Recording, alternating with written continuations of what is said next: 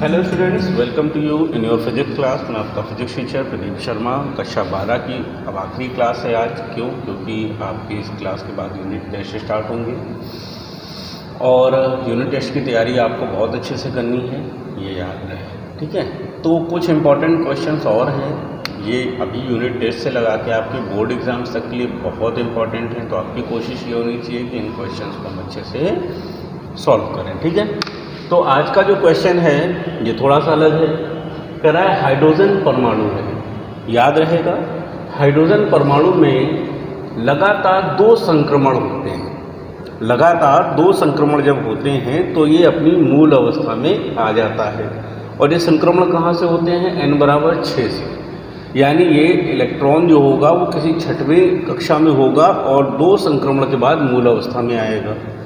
ठीक है, प्रथम उत्तेजन में ऊर्जित फोटोन की जो ऊर्जा है वो 1.13 eV है। ध्यान से समझो, कह रहा है ये हमारे पास पता है कि जो होती है वो ग्राउंड स्टेट होती है। यहाँ से और यहाँ बीच में और भी कक्षाएं होंगी, लेकिन ये हमें पता है n=6 है और ये n=1 है। तो मान लिया ये कोई nवीं कक्षा है। कह रहा है प्रथम संक्रमण जो होगा उसके लिए जो ऊर्जित ऊर्जा है, फोटोन की ऊर्जा है, वो है 1.13 eV। ठीक है, इन दोनों बीच की जो डेल्टा E आ रही है वो है 1.13 इलेक्ट्रॉन वोल्ट। ठीक, तब आपको सबसे पहले क्या ज्ञात करना है? सबसे पहले आपको ये ज्ञात करना है कि प्रथम संक्रमण के पश्चात परमाणु जिस ऊर्जा अवस्था में जा रहा है उसके लिए n का मान क्या है। पहले तो आपको ये ज्ञात करना है कि ये n का मान कितना है। ठीक है, और उसके बाद आपको ज्ञात करना है कि द्वितीय संक्रमण में ऊर्जित फोटोन की ऊर्जा कि द्वितीय संक्रमण जब यहाँ से यहाँ तक होगा तब इसके पास कितनी ऊर्जा होगी, इसका भी मान आपको क्या करना है, ज्ञात करना। ठीक है, तो इसको सॉल्व कैसे करना है ये देखा जाए। ठीक, तो सॉल्यूशन लिख लिया है, अब सॉल्यूशन करने चल रहे हैं। मान लेते हैं कि किसी nवीं कक्षा में अगर हाइड्रोजन परमाणु में कोई इलेक्ट्रॉन है तो nवीं कक्षा में उसकी ऊर्जा जो होगी वो कितनी होगी। ठीक है, तो इसको क्या लिखेंगे? इसको लिखेंगे nवीं कक्षा में हाइड्रोजन परमाणु के लिए ऊर्जा। क्या लिखेंगे? nवीं कक्षा में ऊर्जा। और nवीं कक्षा में जो ऊर्जा होती है वो होती है En -13.6 n² इलेक्ट्रॉन वोल्ट है।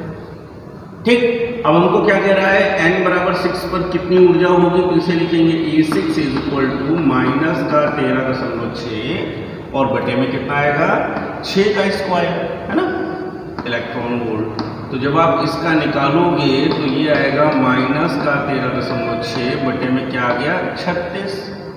ठीक है, आप इसका क्या करेंगे? डिवाइड करेंगे। जब आप इसका डिवाइड करेंगे तो अप्रॉक्स में आएगा 3.38 यानी 0.38 इलेक्ट्रॉन वोल्ट। और ये कैसा आएगा? माइनस का आएगा, भूलना नहीं।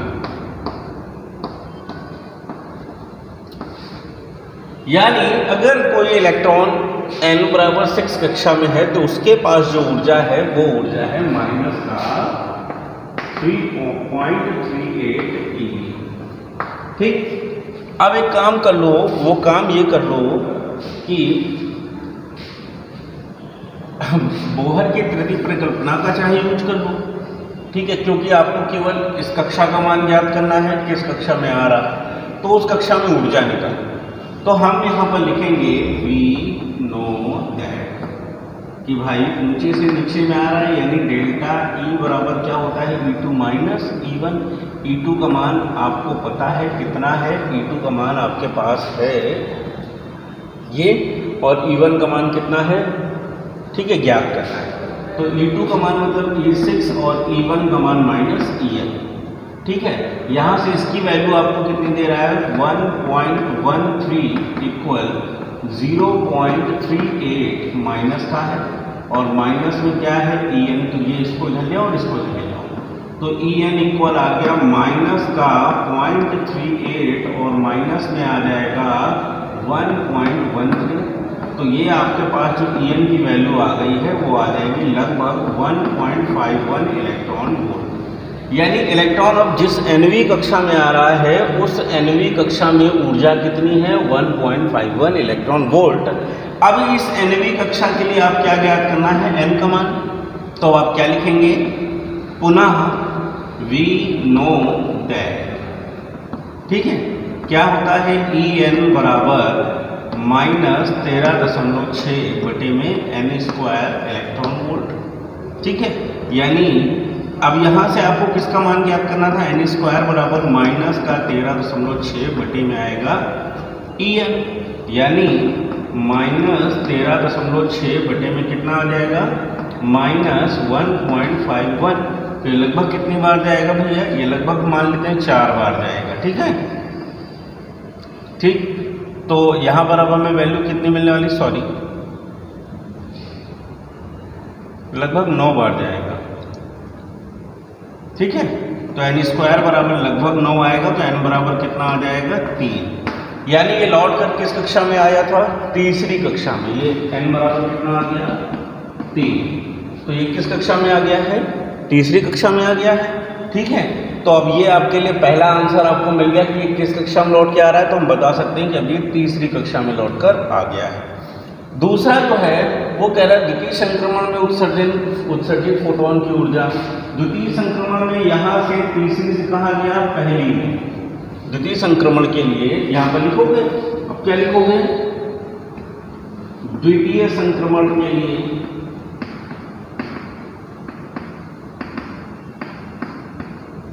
अच्छा, द्वितीय संक्रमण के लिए n1 बराबर कितना है 1 और n2 बराबर कितना है 3, ठीक है। तो n1 की वैल्यू पता है कितनी होती है, -13.6 इलेक्ट्रॉन वोल्ट, और 3 की हमने निकाली है -1.51 इलेक्ट्रॉन वोल्ट, ठीक है। अब क्या निकालना है, डेल्टा E निकालना है, तो ये क्या आएगा E3 E1, ठीक।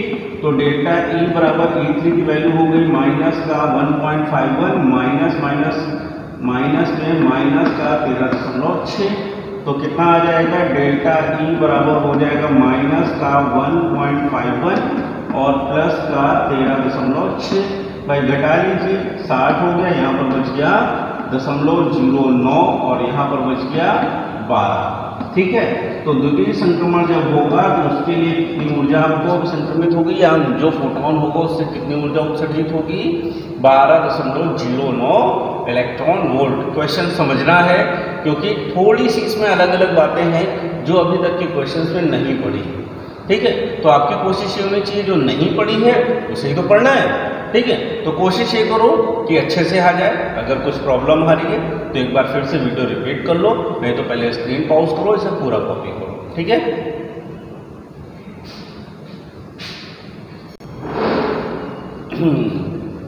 दूसरा क्वेश्चन बहुत छोटा सा है लेकिन टेक्निकली बहुत अच्छा है, ठीक है।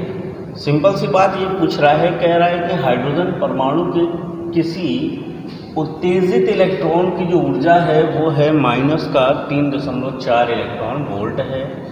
इस इलेक्ट्रॉन के लिए हमें कोणीय संवेग का मान क्या करना है, ज्ञात करना है, ठीक है। अब देखो क्या होता है, मान लिया कि इलेक्ट्रॉन ये तो नाभिक है, ये बाहर पहली कक्षा हो गई, ये कोई दूसरी कक्षा हो गई और ये कोई तीसरी कक्षा हो गई, ठीक है। अब उनको पता है कि अगर इलेक्ट्रॉन इस कक्षा में है तो इस कक्षा की एक ऊर्जा निहित होगी, वो होगी 13.6। यानी अगर पहली कक्षा में इलेक्ट्रॉन, हाइड्रोजन का इलेक्ट्रॉन चक्कर लगा रहा है तो उसके लिए जो आवश्यक ऊर्जा है वो है -13.6 इलेक्ट्रॉन वोल्ट, ठीक। अब इसी प्रकार से अगली ऐसी कौन सी कक्षा है जिसके लिए ऊर्जा का मान 3.4 इलेक्ट्रॉन वोल्ट है, फिर आपको उसी कक्षा के लिए कोणीय संवेग का मान क्या करना है, ज्ञात, ठीक। और शुरू करते हैं। तो सबसे पहले हमें पता है कि यहाँ पर लिखेंगे वी नो दैट, क्या कि nवीं कक्षा में हाइड्रोजन परमाणु की ऊर्जा, nवीं कक्षा में हाइड्रोजन परमाणु की जो ऊर्जा होगी वो होगी En, और E n is equal to होगा माइनस का 13.6/n² इलेक्ट्रॉन वोल्ट ऊर्जा। ठीक है, आपको क्या ज्ञात करना है? कक्षा।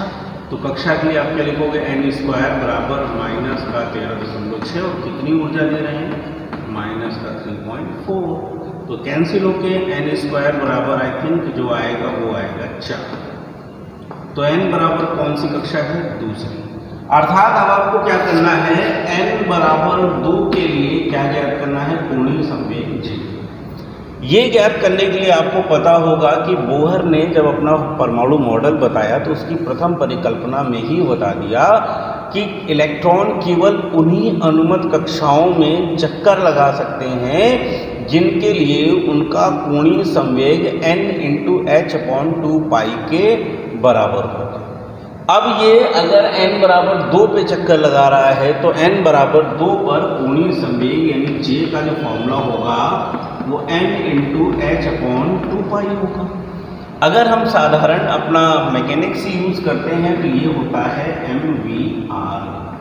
ठीक है, कोणीय संवेग जो होता है वो mvr होता है। और अगर आपको यहाँ पर जड़त्व अगुण वगैरह देंगे तो इसे आप हाफ I⍵² भी लिख सकते हैं, सॉरी I⍵। चलिए आते हैं।